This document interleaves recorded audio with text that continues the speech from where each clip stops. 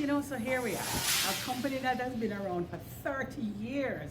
You would think we sort of know what was going on, but COVID has got us like hit.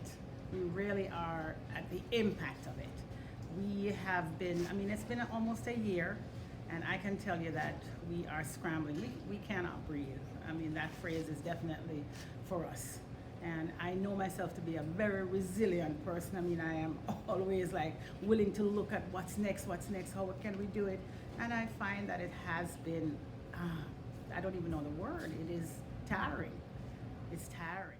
The Jerk Machine restaurant is a landmark in Lauderhill. The business hit hard by this pandemic along with its customers, many of them out of work, which means eating out is a luxury they cannot afford.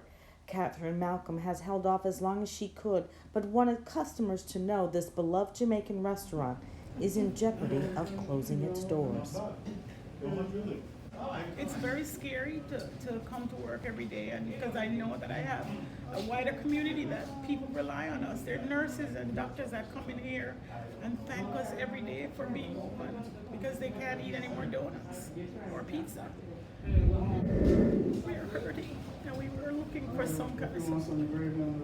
Yeah.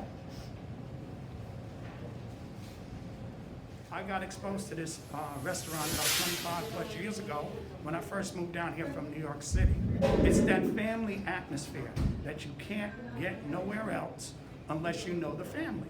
And so when I hear the situations of going on, it's ludicrous. It needs to be resolved. This is an icon. This place here, everybody in Jamaica knows it. I got people on the west coast of Florida calling me, telling me they heard about the Jerk Machine. So this is where, I know that this is a great place to be. People from all over come here, not only just Jamaica, but from other parts to come enjoy the food. I got one of my bosses from Minnesota has been down here and loves it. So what can I say? It's just a grand place. So we have our delicious and authentic Jamaican food, starting with our rice and peas, curry goat, oxtail, brown stew chicken, even coming into more authentic, oh yes, succulent and juicy jerk chicken and jerk pork. Then we have our bananas, because we do a breakfast as well, a Jamaican breakfast with fish, and we have plantains and meatballs and stew peas and fried plantains and fried dumplings, and of course the menu even gets wider as we come closer to the weekend. So everything that's here is authentic Jamaican, real flavors coming from Jamaica. Make no mistake about it, the Jerk Machine was thriving before COVID, catering local events and serving city leaders like the mayor of Lauderhill, Ken Thurston, Commissioner Del Holness, and even visits from basketball star Scottie Pippen from time to time. Catherine even had plans for making her employees partners in the company. We had set up to have our employees be part of our business. Many of them have been with us 13, 14, 20 years, some of them almost 30 years the same time we're here. And so we had made a promise that we were going to say, listen, we're turning over some of this business to you. You've been here, you get to be part of the legacy. And then COVID hit. And it was just like very much like scrambling. How do we give them something that we're not even able to hold up? And I don't want to do that. And they have the capabilities to run it in a great way. So I want to be able to counsel that and be the champion for that. I want that to happen.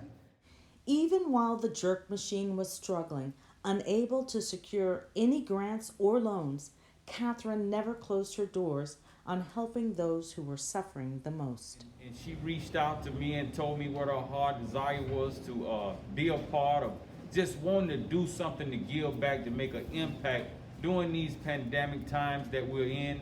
And she fixed up, when I tell you, a 5-course meal that fed the homeless. She gave them what she loved to eat. And that was jerk chicken, stewed beef, rice and peas, you name it. Whatever was on the menu, she just gave it. And I'm asking you, I'm really asking you, if you know about the Jerk Machine, please support it. If you don't know about it, learn to know about the Jerk Machine and the history of it. And I tell you, if it's good to your tummy, it'll be good for your soul. And so please support in these times. One thing I know about Catherine is he has a heart of gold. He's always giving it back. He's always reaching out. Really come here, visit them, buy what they have here. They have a great menu, great spread of food, really good for good, healthy food. Everybody needs to come and support them because with you supporting them, they're able to support you. Sometimes I don't know if people realize how important it is for a business to be here, because businesses support the rest of the community. You know, we pay the taxes and we do all the things that are necessary to keep communities alive. So it's important for us to be here. And we want to be here for another 30 years. Yeah. I'm Deidre Malcolm. I'm Catherine's daughter. I am the legacy of Jerk Machine. I'm here now to step in and take the reins. I'm so happy and grateful for what I've been able to have gotten from, the Jerk Machine. Been a staple Caribbean restaurant in the community, especially Lauderhill community. I love Lauderhill, and I just want to say thank you to everybody who's been here to support us, especially through these times, because I know everybody has been impacted by this in some way or some form. We love you guys, you love us, and without you, once again, we won't be able to survive. And if you can't visit the Jerk Machine, a GoFundMe page has been set up so you can help support them.